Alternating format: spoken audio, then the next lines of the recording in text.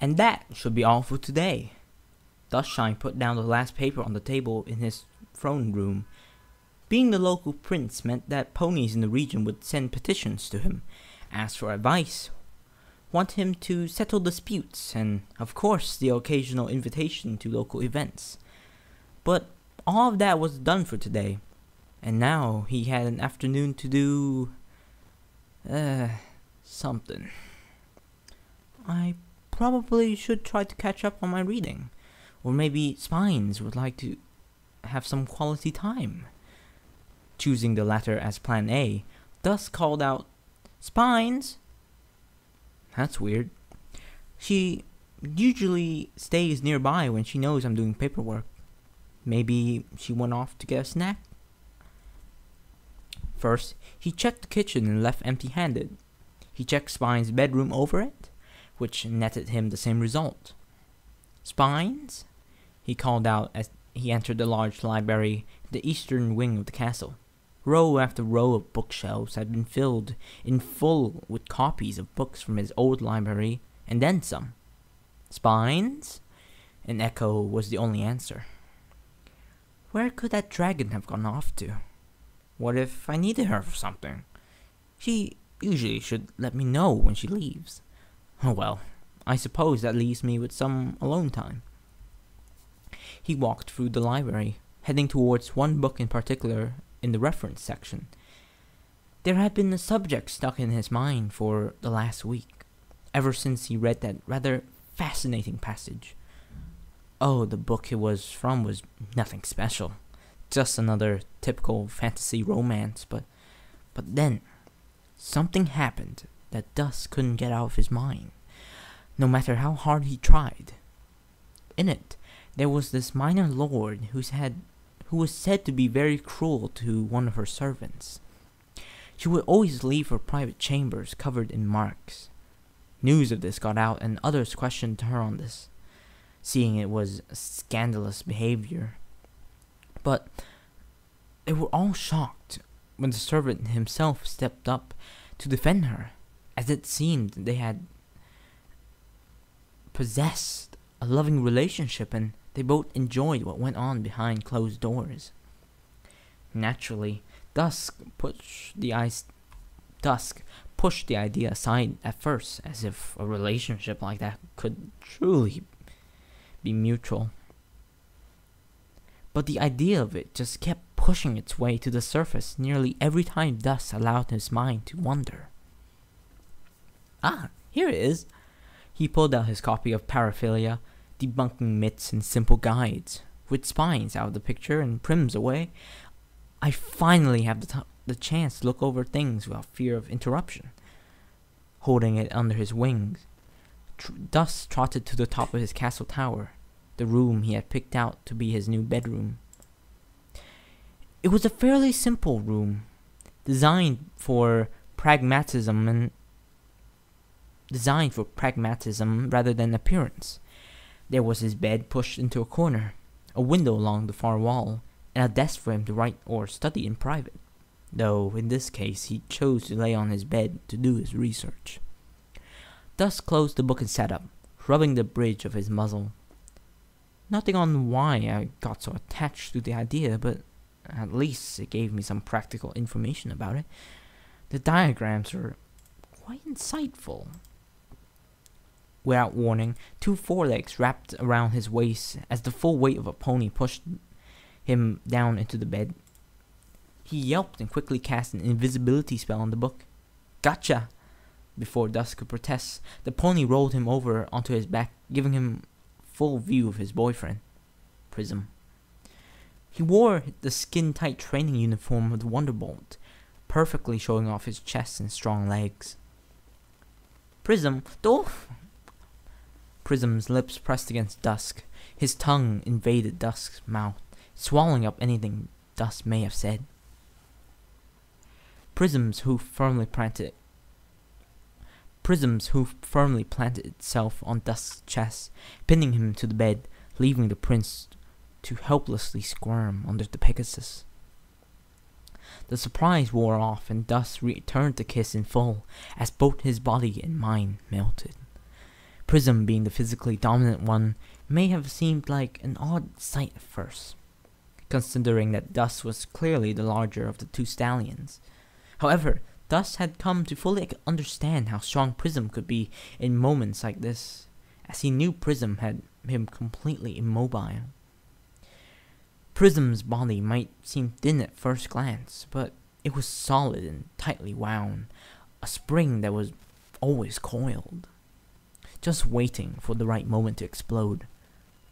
Dust reached up and rubbed his lover's chest. Seconds ticked by, and for a time, it seemed as though Prism had no intention of ever stopping. Dust's lungs and mind fought one another, one wanting air as they began to burn, and another desiring only to prolong the kiss and keep feeling Prism's tongue inside of him.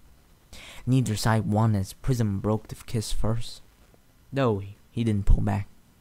Their muzzles were side by side, their breath rolling across each other's cheeks. I thought you weren't coming back to Ponyville until tomorrow, said Dusk. We were let out early. Captain said there wasn't anything left to do that day. He licked the side of Prism's muzzle and took in his scent. It was the same scent that came after heavy rain. Dust was never sure if it was a natural scent or simply a result of working with the weather so often. Either way, he enjoyed it. It reminded him of days spent indoors listening to the raindrops during a peaceful evening. Only this time, there was another scent coming from him as well. Dust crinkled his nose as he started noticing it more and more. The scent of sweat. And lots of it. You didn't bother showering before leaving, did you? Nope, I took right off after we were told we could leave. I wanted to get back to Ponyville as quickly as I could and sleep in a good bed again. Prism, I love that I got to see you early, and please don't take this the wrong way, but you kinda stink. You smell like an old sweat. You smell like a day-old sweat. You don't seem to mind when you're the one that helped me get sweaty. Prism gave a low, sensual lick to Dust's neck, starting at the bottom and going up. Dust's body shivered as he released an involuntary coo sound. Dust's cheeks lightened, gaining a pink tint. That's different, you know it. He pointed to the door. Clean up and then I want to hear how things went. Fine. I'll try to get things done quickly. Prism jumped off the bed. Dust let out a sigh as Prism left the room. He held up the book as the spell faded, making it visible again. Not tonight.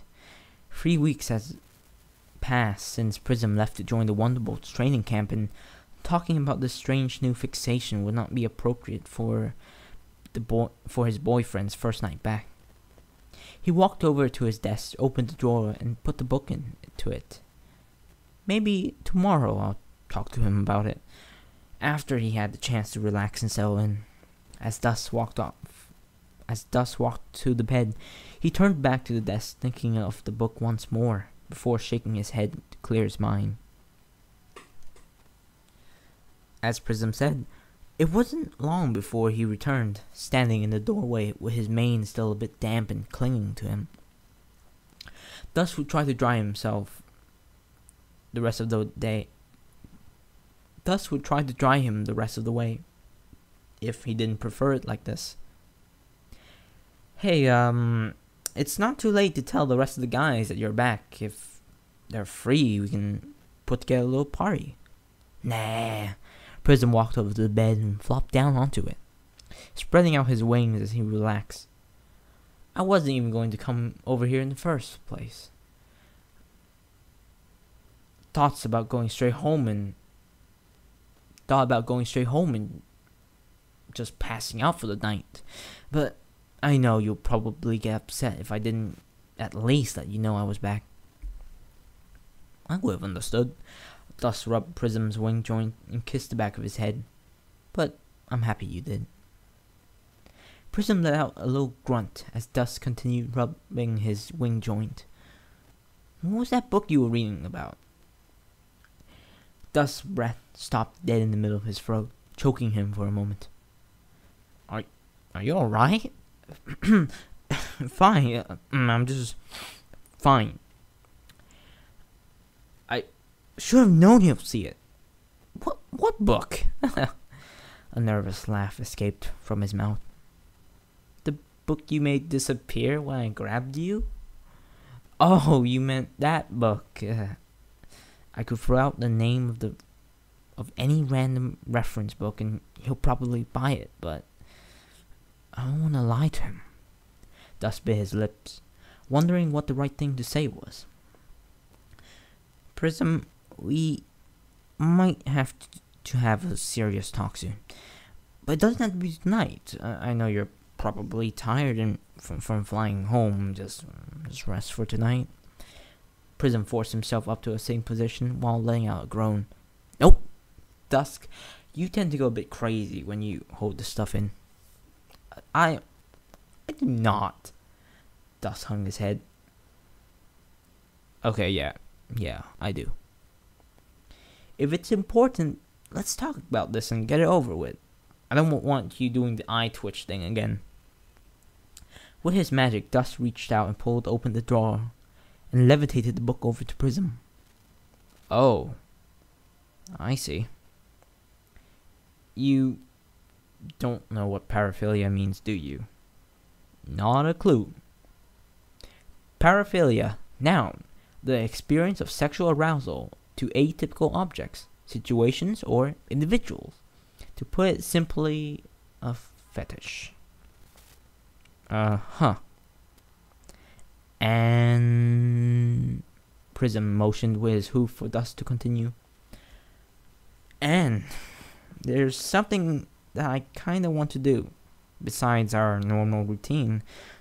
Dusk snapped to attention and quickly waved his hoof. Not that I don't like our routine or that I'm bored with it. It's definitely not that. Prism huffed. I didn't think that until you said it. Sorry.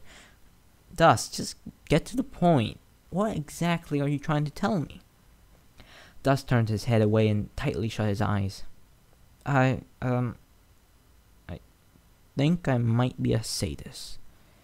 I was reading the story and it was one of those trashy romance novels that Elusive likes, wasn't it? Yes, but that's not the point. It had a part in it that I could get out of my head. The more I thought about it, the more interested I became. You don't think I'm weird, do you? Yes? Oh. Dusk laid down, burrowing his muzzle between his front legs. Of course he does. What kind of pony would actually like hurting someone? I should have just let the whole thing go. His thoughts were interrupted as a wing fell over his back. I've always thought you were weird. This is just one more thing to add to the list. Really? Dusk leaned against him, resting his head on Prism's shoulder. Yeah. Prism's wing hugged him tighter. You want to try this thing out, right? Only if you're up to it. If it doesn't interest you, that's fine. I'll drop the whole thing. I'll give it a shot. He sat up and scooted away from Dusk. With a hoof on his chest and a large, cocky smile, he spoke. I'm one of the toughest Pegasi in Equestria. I can handle a little pain, no problem. If you're absolutely sure. Dusk sat back up and opened the book to the chapter on preparing for the first time. He had gone over it once or twice already, but he wanted to make sure he got the wording just right. This was not the time to just rely on a memory and risk skipping over an important part. There are a few things we need to go over first. Really? We can't just dive in? Seems more fun that way. Dusk lowered the book and looked into Prism's eyes. I want you to think about what diving right in can mean with sadism. You know, we can go through the steps if it will make you feel better. Alright, let's see. First, you need to tell me if there's anything you want to be off limits. Obvious, being that we're dealing with sadism. I need to know if there's any parts you consider off limits. His wings sprung open. My wings, of course. Really? Only your wings? What about? Dust pointed down at Prism's sheet, which he immediately covered with both of his hooves and spun around. Don't even think about it. I want anything that can cause pain to be away from my penis. You got it? Don't worry. I shouldn't have anyways. I just want the list to be as accurate as possible. Yeah, well, it is now. What's next? Next should be a safety word. To simply put, a word or words you can say to make everything stop immediately.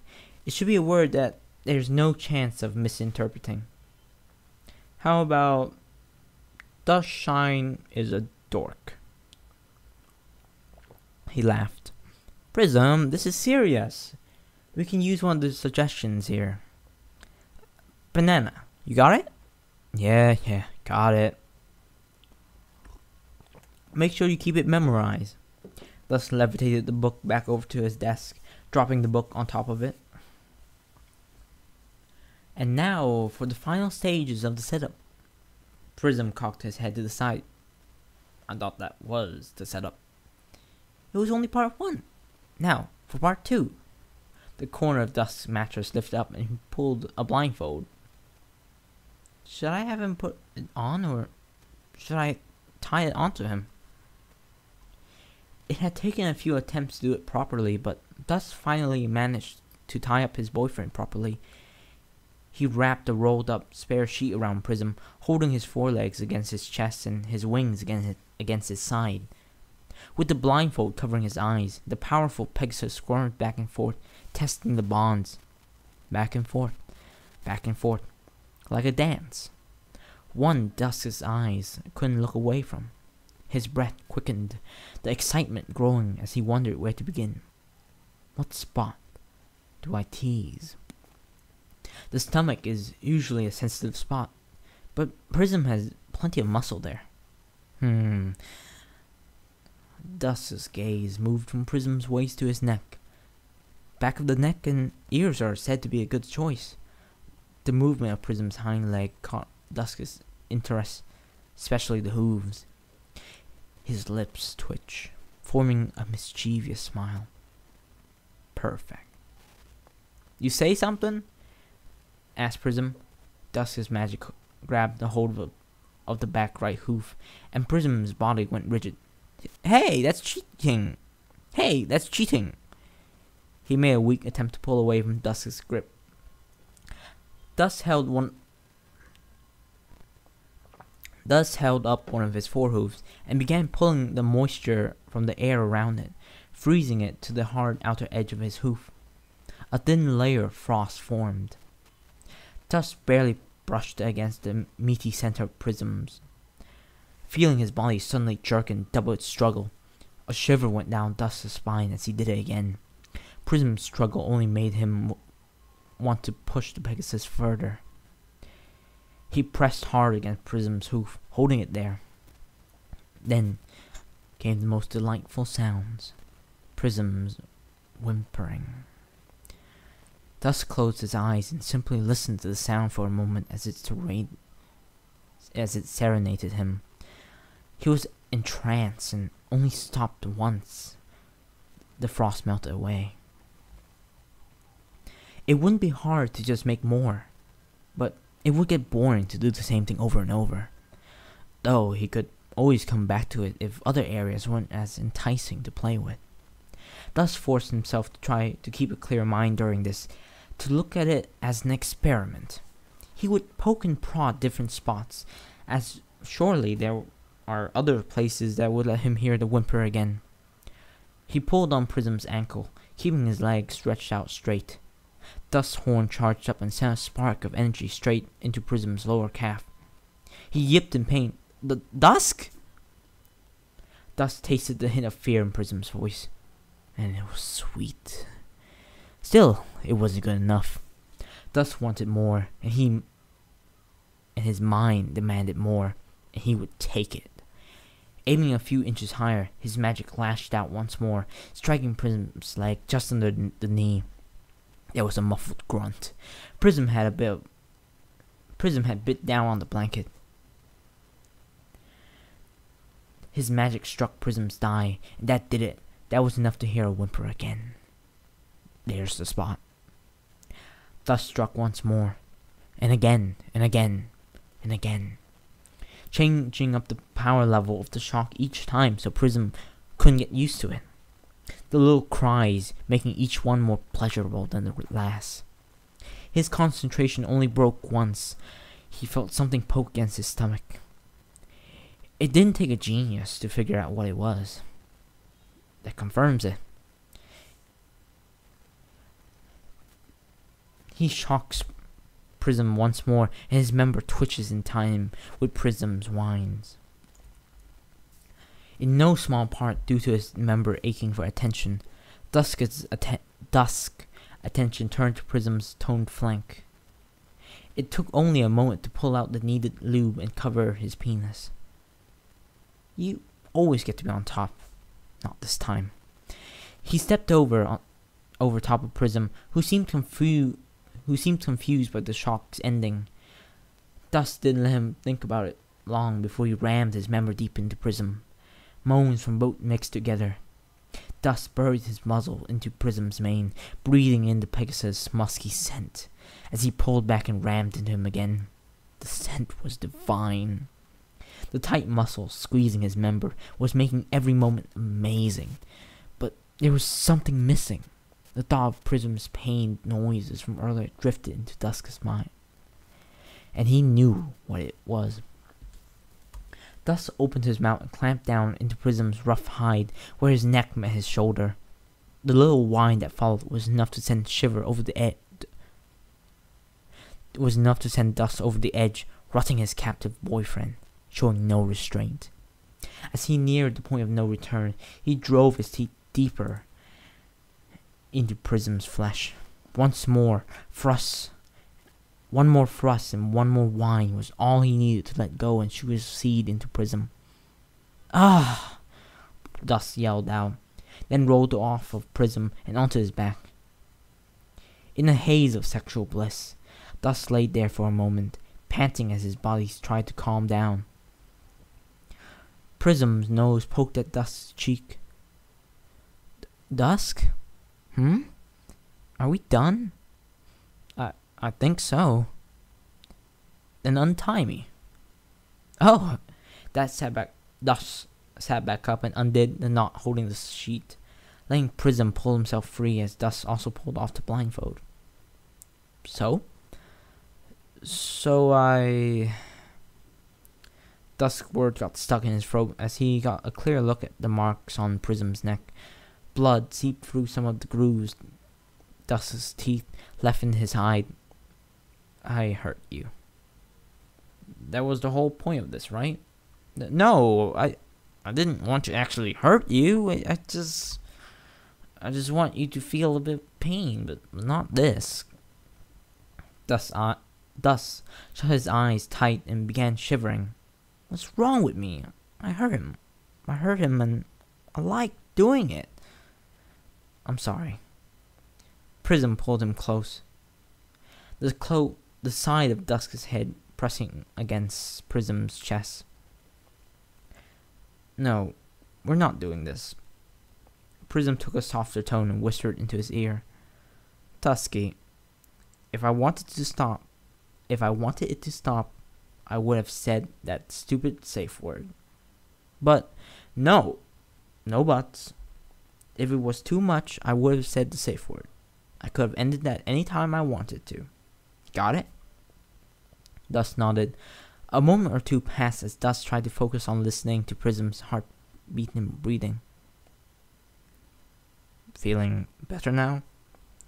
Asked Prism. A little. I have a healing potion in one of the storage room. I should be able to get rid of that mark. I'll be fine. Don't worry about it. Prism, please, I want to take care of you. If it'll make you feel better, go get it. Roughly 5 minutes later, Dusk was back with a jar full of what could be best described as green goop. He removed the lid and sniffed the content. Bleh. I hope it's supposed to smell that way. Using magic, he pulled out a dollop of gunk. Lean your head to the side. Prism cringed as it touched one of the bloody spots. Sorry, I should have warned you that it might sting.